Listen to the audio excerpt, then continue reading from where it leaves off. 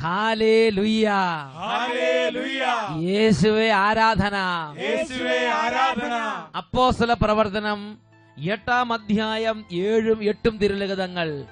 അശുദ്ധാത്മാക്കൾ തങ്ങൾ ആവേശിച്ചിരുന്നവരെ വിട്ട് അലറിക്കൊണ്ട് പുറത്തേക്ക് പോയി.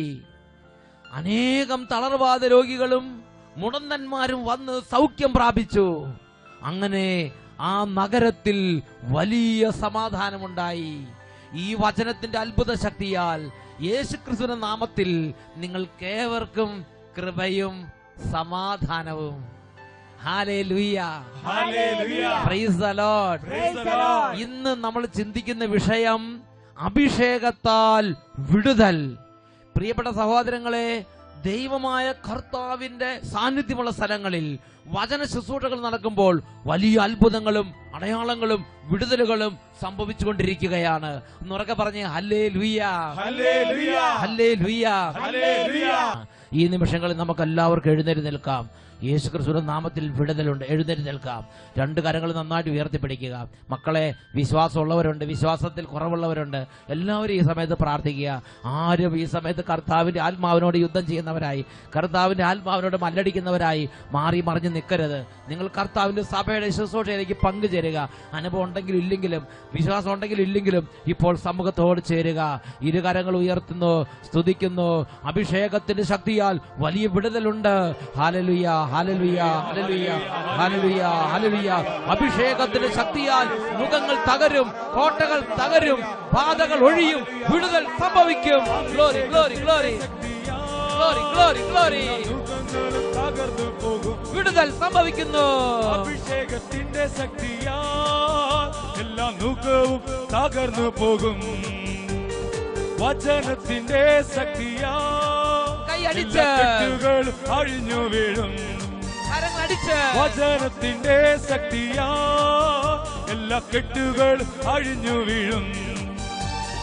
അന്ധകാര ബന്ധനങ്ങൾ തകർന്നു പോകും. അഭിഷേകത്തിന്റെ ശക്തി വെളിപ്പെടുമ്പോൾ വിടുതൽ. അന്ധകാര ബന്ധനങ്ങൾ തകർന്നു പോകും. അഭിഷേകത്തിന്റെ ശക്തി വെളിപ്പെടുമ്പോൾ കൈയടിച്ച് അഭിഷേകം, കൈ ഉയർത്തിയടിച്ച് അഭിഷേകം, പരിശുദ്ധാത്മാവിന്റെ അഭിഷേകം, അത്ഭുത അഭിഷേകം. അഭിഷേകം, അഭിഷേകം, പരിശുദ്ധാത്മാവിന്റെ അഭിഷേകം. അന്ത്യകാലത്ത് സർവജനത്തിന്മേലും പരിശുദ്ധാത്മാവിന്റെ അഭിഷേകം. ഓ ദൈവമേ, അന്ത്യകാലത്ത് സർവജനത്തിന്മേലും പരിശുദ്ധാത്മാവിനെ അയക്കണമേ. പരിശുദ്ധാത്മാവിന്റെ അഭിഷേകം, ഗ്ലോറി, ഗ്ലോറി. അഭിഷേകം, അഭിഷേകം, പരിശുദ്ധാത്മാവിന്റെ അഭിഷേകം, പരിശുദ്ധാത്മാവിന്റെ അഭിഷേകം. 2 കരങ്ങൾ ഉയർത്തി ഉറക്കെ സ്തുതിക്കുന്നു. ഹല്ലേലൂയ, ഹല്ലേലൂയ, ഹല്ലേലൂയ, ഹല്ലേലൂയ. പരിശുദ്ധാത്മാവേ, പരിശുദ്ധാത്മാവേ, ഇത് കണ്ടുകൊണ്ടിരിക്കുന്ന, ഇത് കേട്ടുകൊണ്ടിരിക്കുന്ന, ഈ ശുശ്രൂഷകളിൽ പങ്കുചേർന്നുകൊണ്ടിരിക്കുന്ന സർവ്വ ജനത്തിന്റെ മേലും, സർവ്വ ജാതികളുടെ മേലും, സർവ്വ മതസ്ഥരുടെ മേലും, സർവ്വ ജനപദങ്ങളുടെ മേലും ഇപ്പോൾ വലിയ ശക്തി, അഗ്നിയായി, അഭിഷേകമായി, കൊടുങ്കാറ്റ് ശക്തിയോടെ ഇപ്പോൾ സ്വർഗ്ഗത്തിൽ നിന്ന് വ്യാപരിക്കട്ടെ.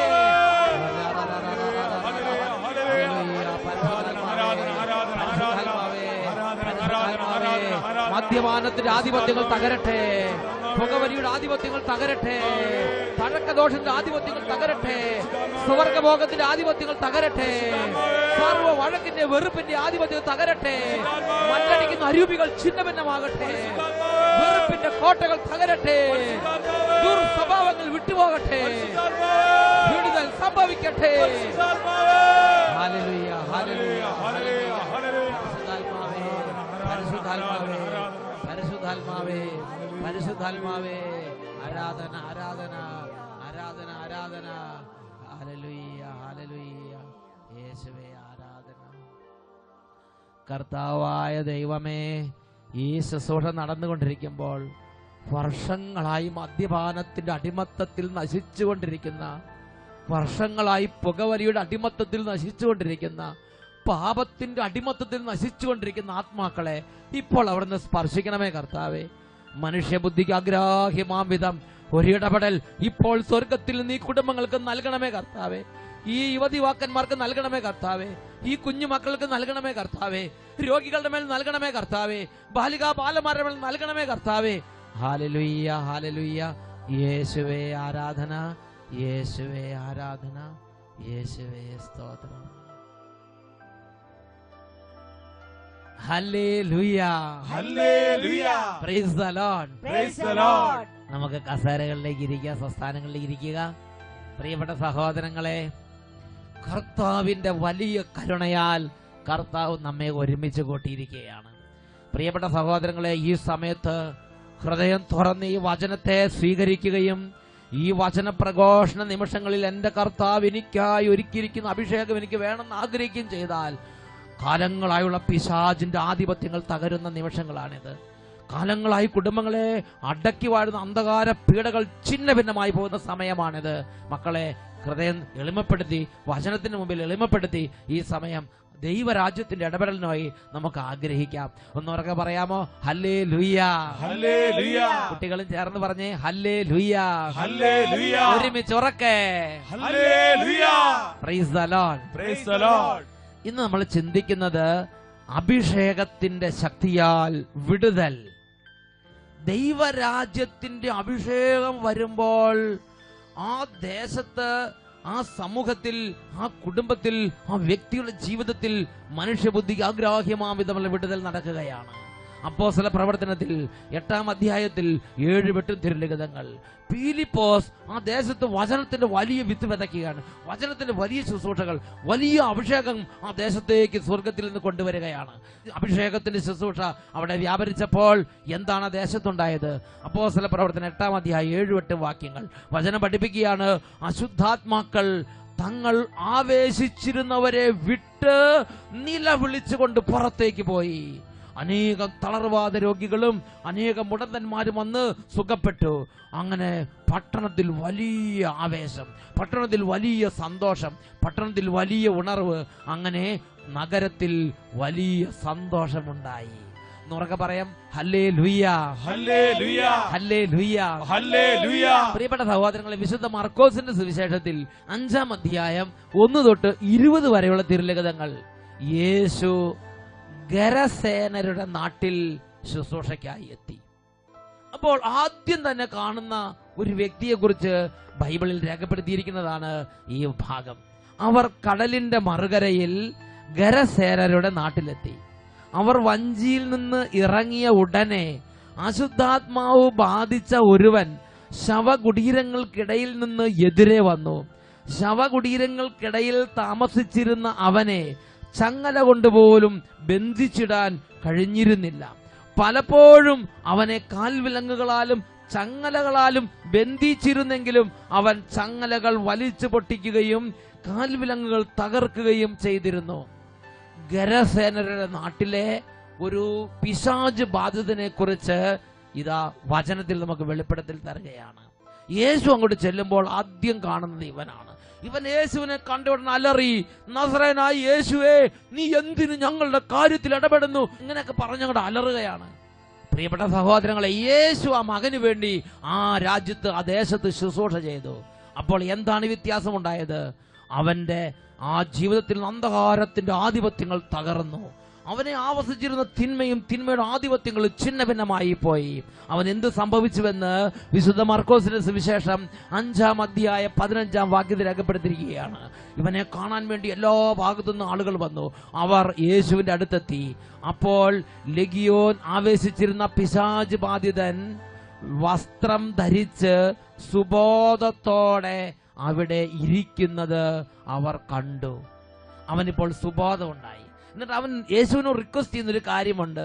കർത്താവേ, നീ എവിടെ പോയാലും ഞാൻ നിന്റെ കൂടെ വരട്ടെ, ഞാനും നിന്റെ കൂടെ വരട്ടെ. അവന്റെ ഉള്ളിൽ നല്ല ചിന്തകൾ, അവന്റെ ഉള്ളിൽ ദൈവരാജ്യ ചിന്തകൾ അങ്ങനെ ശക്തി പ്രാപിക്കുകയാണ്. പ്രിയപ്പെട്ട സഹോദരങ്ങളെ, കുറച്ച് മുമ്പ് ആ മനുഷ്യന്റെ സ്ഥിതി എന്തായിരുന്നു? അവൻ താമസിക്കുന്നത് കല്ലറകളിൽ. അവന്റെ സ്വഭാവം സാധാരണ മനുഷ്യന്റെ സ്വഭാവമല്ല. അവന്റെ സ്വഭാവം വിപരീത സ്വഭാവം. കാരണം എന്താ? ഈ തിന്മയുടെ ആവാസത്താൽ അവന്റെ ബുദ്ധി കട്ടപ്പെട്ടു. അവന്റെ ബുദ്ധി കട്ടപ്പെട്ട അവസ്ഥയിലായിരുന്നു. അതുകൊണ്ട് ചിന്തിക്കേണ്ടതുപോലെ ചിന്തിക്കാൻ അവന് സാധിക്കുന്നില്ല. പെരുമാറേണ്ടത് പോലെ പെരുമാറാൻ അവൻ കഴിയുന്നില്ല. അവൻ വസ്ത്രം ധരിക്കുന്നില്ല, അവൻ നല്ല കാര്യങ്ങൾ നേരെ വിധത്തിൽ മര്യാദയ്ക്ക് സംസാരിക്കുന്നില്ല. ബഹളി പിടിച്ച് അലറി കാറി അവൻ സംസാരിക്കുന്നു, അവൻ ബഹളം വെക്കുന്നു. അവനെ പിടിച്ചു നിർത്താൻ ആർക്കും സാധിക്കുന്നില്ല. അവൻ അച്ചടക്കമില്ല, അവന് പ്രാർത്ഥനയില്ല, അവന് വിധേയത്വമില്ല, അവന് അനുസരണമില്ല, അവന് നിയമങ്ങളില്ല, അവന് നിയന്ത്രണമില്ല. ആരും അവനോട് പറയേണ്ടത് ഇഷ്ടമല്ല. ഒരു പ്രത്യേക തരത്തിൽ അവന്റെ ജീവിതത്തിൽ അവൻ മുമ്പോട്ട് പോവുകയാണ്. അവനും ഒരു ജീവിതമുണ്ട്. ഞാൻ നിങ്ങൾ മനസ്സിലാക്കണം, നമ്മൾ എങ്ങനെയെങ്കിലും ജീവിച്ച പോരാ സഹോദരങ്ങളെ. അവനും ആ ഒരു ജീവിതം ജീവിച്ചുകൊണ്ടിരിക്കുന്നത്. കാറുന്നു, കൂവുന്നു, അവന് തോന്നിയത് ചെയ്യുന്നു, ഒരു മാനദണ്ഡം അവനില്ല. ആ സമയത്താണ് ദൈവരാജ്യത്തിന്റെ ഒരു ശുശ്രൂഷ ദൈവം സ്വർഗം അവന് വേണ്ടി അനുവദിച്ചു. അങ്ങനെ അവന്റെ ജീവിതത്തിലെ കെട്ടപ്പെട്ട അവസ്ഥയിലേക്ക് ദൈവശക്തി വ്യാപരിച്ചു. അവന്റെ ബുദ്ധിയുടെ കെട്ടഴിഞ്ഞു, അവന്റെ ജീവിതത്തിന് മേലുള്ള ആധിപത്യങ്ങൾ തകർന്നു. അവൻ വിടുതൽ പ്രാപിച്ചു, അവൻ ദൈവശക്തിയാൽ വിടുതൽ പ്രാപിച്ചു. അതിനുശേഷമുള്ള അവന്റെ സ്ഥിതി എന്താണ്? അവന് സുബോധം ഉണ്ടായി, അവന്റെ ബുദ്ധി നേരെയായി, അവന് ചെയ്യേണ്ടത് ചെയ്യാൻ തോന്നുകയാണ്, അവന് യേശുവിന്റെ കൂടെ പോകാൻ തോന്നുകയാണ്, അവന് പ്രാർത്ഥിക്കാൻ തോന്നുകയാണ്, അവന് ദൈവരാജ്യ ആഗ്രഹങ്ങൾ തോന്നുകയാണ്, അവന് സ്വദേശത്തേക്ക് മടങ്ങിപ്പോകണം തോന്നുകയാണ്, അവന് അപ്പനെ അമ്മേനെ കാണണം തോന്നുകയാണ്. പ്രിയപ്പെട്ട സഹോദരി സഹോദരന്മാരെ, ഈ വചനം കേട്ടുകൊണ്ടിരിക്കുന്ന നമ്മുടെ ഓരോരുത്തരുടെയും ജീവിതത്തിലും ഇതുപോലെ ബുദ്ധി കെട്ടപ്പെട്ട അവസ്ഥ ഉണ്ടാകാം. അന്ന് എന്താ നമ്മുടെ പ്രത്യേകത? അന്ന് ചിന്തിക്കേണ്ടത് പോലെ ചിന്തിക്കാൻ നമുക്ക് കഴിയുകയില്ല. അന്ന് പെരുമാറേണ്ടതുപോലെ പെരുമാറാൻ നമുക്ക് കഴിയുകയില്ല. എന്താണോ നമ്മൾ ചെയ്യേണ്ടത് അതിന് നേർ വിപരീതം നമ്മൾ ചെയ്തു വെക്കും. ഒരു ദിവസം ഒരു ചേട്ടനോട് സംസാരിച്ചപ്പോൾ ചേട്ടൻ എന്നോട് പറഞ്ഞെങ്ങനെയാണ്, ആ ചേട്ടൻ വളരെ കാലമായി പുകവലിക്കുന്ന ആളാണ്. ആ പുകവലിക്കുന്ന ചേട്ടൻ എന്നോട് പറയുകയാണ്, എന്റെ ഭാര്യയ്ക്ക് ഇതൊന്നും ഇഷ്ടമൊന്നുമല്ല, എന്നാലും ഞാൻ എന്റെ ഭാര്യയോട് പറഞ്ഞത്, നീ എന്നെ ഉപേക്ഷിച്ചു പോയാലും കുഴപ്പമില്ല, ഈ പുകവലി ഞാൻ ഉപേക്ഷിക്കുകയില്ല. ഇങ്ങനെയാണോ ചിന്തിക്കേണ്ടത്? ഇതാണ് വിപരീത ചിന്ത. ബുദ്ധി കെട്ടപ്പെട്ട അവസ്ഥയാണ്. ശരിക്കും മനുഷ്യൻ ഭാര്യനല്ലേ സ്നേഹിക്കേണ്ടത്? ആ മനുഷ്യന് ഭാര്യയോടല്ലേ ശരിക്കും കമ്മിറ്റ്മെന്റ് വേണ്ടത്? ഇപ്പോൾ ആ മനുഷ്യനോട് അന്ന് പറയുകയാണ്, എനിക്ക് എന്റെ ഭാര്യയല്ല, എനിക്ക് എന്റെ പുകവലിയാണ് എനിക്ക് പ്രധാനപ്പെട്ടത്. അതുകൊണ്ട് എന്റെ ഈ പുകവലി ഉപേക്ഷിച്ച ഒരു ഭാര്യ എനിക്ക് വേണ്ട. പ്രിയപ്പെട്ട സഹോദരങ്ങളെ, വിപരീതമായ ചിന്ത, ഇതുപോലെ മദ്യപാനം, പുകവലി, സവർഗഭോഗം പോലെ ഒരുപാട് പേര് ഓരോ തരത്തിലുള്ള പാപത്തിൽ കുടുങ്ങിക്കിടക്കുമ്പോൾ പിന്നെ ചിന്തിക്കേണ്ടത് പോലെ ചിന്തിക്കാനുള്ള കഴിവില്ലാത്ത മനുഷ്യരായി മാറും. ഭാര്യയോടും അല്ലെങ്കിൽ ഭർത്താവിനോടും മക്കളോടുമുള്ള ആ ഉത്തരവാദിത്വങ്ങളൊന്നും നിറവേറ്റാൻ പറ്റാതെ നേരെ വിപരീതമായി ചിന്തിക്കുക. ഭാര്യയോട് കമ്മിറ്റ്മെന്റ് ഇല്ല, ഭർത്താവിനോട് കമ്മിറ്റ്മെന്റ് ഇല്ല, അല്ലെങ്കിൽ മക്കളോട് കമ്മിറ്റ്മെന്റ് ഇല്ല, കുടുംബത്തോട് ഉത്തരവാദിത്വം തോന്നുന്നില്ല. അങ്ങനെ ഒറ്റയ്ക്ക് പോവുക, വിപരീതമായി നടക്കുക, പള്ളിയിൽ പോകുന്നില്ല, പ്രാർത്ഥിക്കാൻ തോന്നുന്നില്ല, സന്ധ്യാപ്രാർത്ഥനയ്ക്ക് വീട്ടിൽ കയറാൻ തോന്നുന്നില്ല, മാതാപിതാക്കളെ അനുസരിക്കാൻ തോന്നുന്നില്ല. കുട്ടികളെ, ചെറുപ്പക്കാരെ, ഇത് കേൾക്കുമ്പോൾ നിങ്ങളൊന്ന് മനസ്സിലാക്കണം. ഒരുപക്ഷെ നിങ്ങൾക്കിപ്പോ ആരും മാനിക്കാൻ തോന്നുന്നില്ല. എല്ലാവരോടും റിബല്യസ് നേച്ചർ, എല്ലാവരോടും പ്രത്യേക വികട സ്വഭാവം, അപ്പനും അമ്മ എന്തെങ്കിലും പറഞ്ഞ് നേരെ എതിർ തോന്നുക. ബുദ്ധി കെട്ടപ്പെട്ട് കഴിഞ്ഞാൽ നാം ഏത് വഴിയിലൂടെ നടക്കണമോ ആ വഴിയിലൂടെ നടക്കേണ്ടത് വരും വിപരീത മാർഗത്തിലും വിപരീത സ്വഭാവത്തിലും ഞാൻ നിങ്ങൾ നടക്കാൻ തുടങ്ങും എന്ന് മനസ്സിലാക്കണം. അതുകൊണ്ട് തിമോത്തിയോസിന് എഴുതിയ 2-ാം ലേഖനത്തിൽ 2-ാം അധ്യായത്തിൽ 26-ാം തിരുലിഖിതത്തിൽ ദൈവത്തിന്റെ ആത്മാവ് ഒരു വാഗ്ദാനം നൽകുന്നുണ്ട്. പിശാച് തന്റെ ഇഷ്ട നിർവഹണത്തിന് വേണ്ടി നിങ്ങളിൽ ചിലരെ അടിമകളാക്കിയിട്ടുണ്ടെങ്കിലും അവർ സുബോധം വീണ്ടെടുത്ത് തിരിച്ചു വന്നേക്കാം. ഉറക്കെ പറഞ്ഞേ ഹല്ലേലൂയ, ഹല്ലേലൂയ, ഹല്ലേലൂയ, ഹല്ലേലൂയ. വ്യഭിചാരത്തിന്റെ അടിമത്തത്തിൽ കിടക്കുന്ന മനുഷ്യൻ, അവൻ സുബോധം നഷ്ടപ്പെട്ട് അവൻ നാശത്തിന്റെ വഴിയെ നീങ്ങിക്കൊണ്ടിരിക്കുകയാണ്. പുകവലിയുടെയും മദ്യപാനത്തിന്റെയും അടിമത്തത്തിൽ കുടുങ്ങിക്കിടക്കുന്ന ആത്മാക്കൾ, ജീവിതങ്ങൾ ഇതാ സുബോധം നഷ്ടപ്പെട്ട് നാശത്തിന്റെ വഴിയെ ചരിച്ചുകൊണ്ടിരിക്കുകയാണ്. പ്രാർത്ഥനകളും ദൈവവിശ്വാസവും ആത്മീയ കാര്യങ്ങളും ദേവാലയ കർമ്മങ്ങളും ഉപേക്ഷിച്ച് ആ ബന്ധം നഷ്ടപ്പെടുത്തി മാതാപിതാക്കളോടും വിധവക വികാരിയോടും വൈദികരോടുമുള്ള കൂട്ടായ്മയെല്ലാം തകർന്ന് അങ്ങനെ തന്നിഷ്ടം ദുഷിച്ചും പരിഹസിച്ചും പുച്ഛിച്ചും ആത്മീയ കാര്യങ്ങളെ തുച്ഛീകരിച്ചും നിസ്സാരവൽക്കരിച്ചും മുന്നോട്ട് പോകുന്ന ഒരു മനുഷ്യനാണോ നീ ദൈവത്തിന്റെ ആത്മാവിന്റെ നല്ല തെളിഞ്ഞ ബുദ്ധി വിട്ട് ബുദ്ധി കെട്ടപ്പെട്ട അവസ്ഥയിൽ ഇന്ന് വിപരീത നടപ്പ് നടന്നുകൊണ്ടിരിക്കുകയാണ്. പ്രിയപ്പെട്ട ദൈവ പൈതലേ, അങ്ങനെയെങ്കിലും ദൈവത്തിന്റെ വചനം പറയുകയാണ്, ഇന്നല്ലെങ്കിൽ നാളെ ദൈവത്തിന്റെ സന്ദർശനം നിന്റെ മേൽ ഉണ്ടാകുമ്പോൾ, ദൈവം നിന്റെ വചനം അയക്കുമ്പോൾ, ദൈവം നിന്റെ അഭിഷേകം അയക്കുമ്പോൾ, ദൈവം നിന്റെ ആത്മാവിനെ അയക്കുമ്പോൾ നീ ഹൃദയം തുറന്നാൽ നിനക്ക് സുബോധം വീണ്ടെടുത്ത് തിരിച്ചു വരാനുള്ള ഒരു വഴിയുണ്ട്. അതാണ് 2 തിമോത്തി 2-ാം അധ്യായം 26-ാം തിരുലിഖിതം. പിശാച് നിങ്ങളിൽ ചിലരെ തന്റെ ഇഷ്ട നിർവഹണത്തിന് വേണ്ടി അടിമകളാക്കിയിട്ടുണ്ടെങ്കിലും അവർ സുബോധം വീണ്ടെടുത്ത് തിരിച്ചു വന്നേക്കാം. ഒരു വ്യക്തിയുടെ അനുഭവം ഇപ്പോൾ നമുക്ക് ശ്രദ്ധിക്കാം. കഴിഞ്ഞ 50 വർഷമായി ഞാനൊരു സിഗരറ്റിന്റെ അടിമയായിരുന്നു. എത്ര വർഷം? കഴിഞ്ഞ 50 വർഷം. 50 അരനൂറ്റാണ്ട്. അതെ, അരനൂറ്റാണ്ട്. അർപ്പങ്കൽ സ്കൂളില് 7ാം ക്ലാസ്സിൽ പഠിക്കുമ്പോൾ തൊട്ട് തുടങ്ങിയ ഒരു ശീലമായിരുന്നു. ദൈവമേ, 7ാം ക്ലാസ്സിൽ തൊട്ട് പാത്ത് വലിക്കുക. ഇത് നേരെ ടീച്ചർമാരെ വിളിക്കാൻ പറ്റില്ലല്ലോ.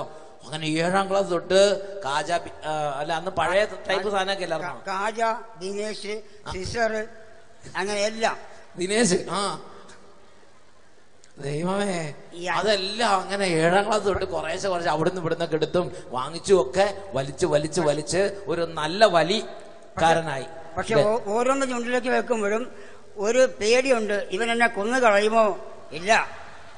അതിങ്ങനെ ഉള്ളിന്ന് പരിശുദ്ധാത്മ കൊടുക്കുക.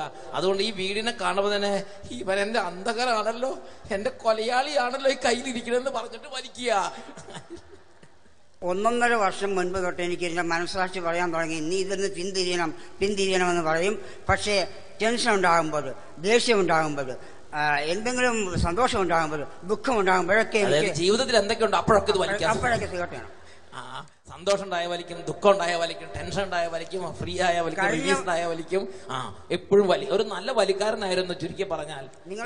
നിങ്ങൾ ഞാൻ എന്റെ ഒരു സാക്ഷ്യം പറയുകയാണ്. കഴിഞ്ഞ വർഷം ഞാനിവിടെ വരുമ്പോൾ എന്റെ പോക്കറ്റിൽ 2 or 3 സിസർ കിടപ്പുണ്ട്. കഴിഞ്ഞ വർഷത്തെ കൺവെൻഷന് വന്നപ്പോ കൺവെൻഷൻ സമയത്ത് വലിക്കാൻ വേണ്ടി 3 സ്റ്റോക്ക്, കാരണം 3 മണിക്കൂറുണ്ടല്ലോ.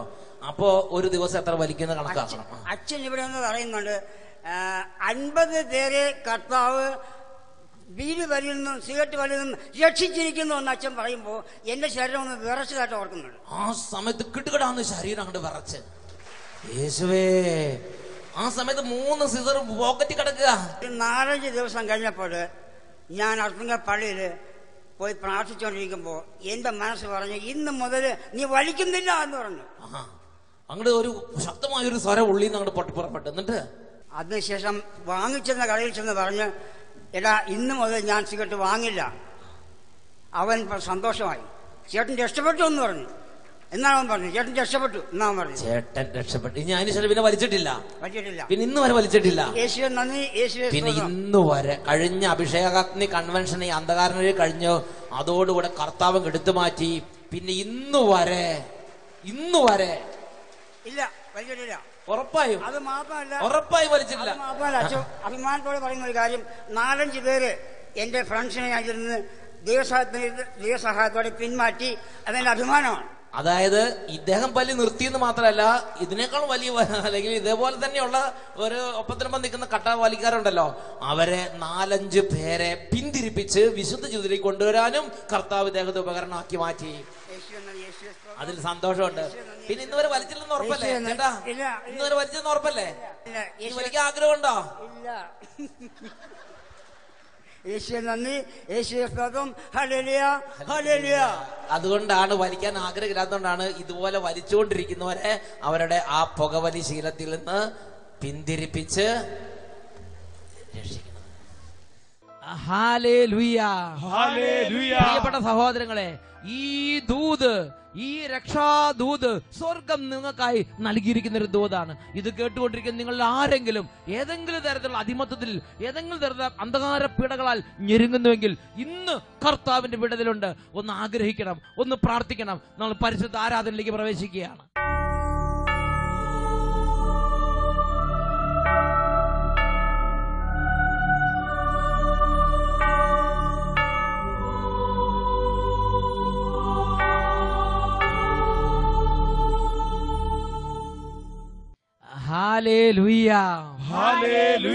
പ്രിയപ്പെട്ട സഹോദരങ്ങളെ, ഈ നിമിഷങ്ങളിൽ 2 കരങ്ങൾ ഉയർത്തി നമ്മുടെ കുടുംബത്തിൽ കാലങ്ങളായി നമ്മുടെ കുടുംബങ്ങളെ പീഡിപ്പിച്ചുകൊണ്ടിരിക്കുന്ന അന്ധകാരത്തിന്റെ ആധിപത്യങ്ങൾ, ശരീരങ്ങളിൽ നിവേശിച്ചിരിക്കുന്ന, ആവേശിച്ചിരിക്കുന്ന അന്ധകാരത്തിന്റെ ദുർബോധങ്ങൾ വിട്ടുപോകാൻ വേണ്ടി ആഗ്രഹിക്കട്ടെ. അഭിഷേകത്തിന്റെ ശക്തിയാൽ കോട്ടകൾ തകരുന്നു, ബാധകൾ ഒഴിയുന്നു, വലിയ വിടുതൽ സംഭവിച്ചുകൊണ്ടിരിക്കുന്നു. കരങ്ങൾ ഉയർത്തി സ്തുതിക്കുന്നു. യേശുവേ, അഭിഷേകത്തിന്റെ ശക്തിയാ Glory, glory, glory. എല്ലാ നുകവും തകർന്നു പോകും. അത്ഭുത വിടുതൽ. അഭിഷേകത്തിന്റെ ശക്തിയാ എല്ലാ നുകവും തകർന്നു പോകും. തലമുറ തലമുറകളായ ആധിപത്യം തകരട്ടെ. ശക്തിയാ എല്ലാ കെട്ടുകളും അഴിഞ്ഞു The വീഴും. mighty name of Jesus. വചനത്തിന്റെ ശക്തിയാ The mighty power of the എല്ലാ word of God. കെട്ടുകളും അഴിഞ്ഞു വീഴും. അന്ധകാര ബന്ധനങ്ങൾ തകർന്നു പോകും. അഭിഷേകത്തിന്റെ Let the Shakti thunder of God വെളിപ്പെടും. prevail all over. അന്ധകാര യേശുനാമത്തിൽ. ബന്ധനങ്ങൾ തകർന്നു പോകും.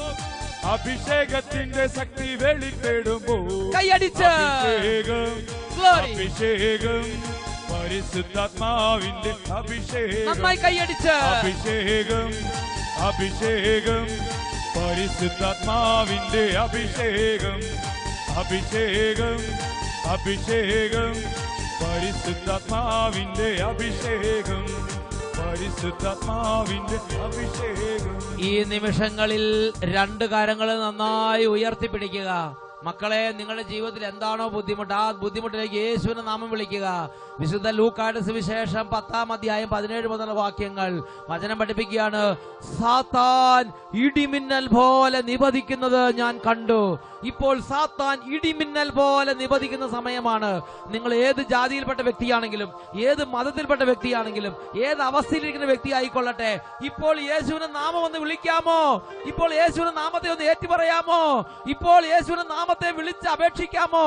വലിയ ശക്തി സ്വർഗത്തിൽ നിന്ന് വ്യാപരിക്കുന്ന നിമിഷം കരങ്ങൾ ഉയർത്തി ഒരുമിച്ച് ഉറക്കെ വിളിക്കുന്നു, യേശുവേ, യേശുവേ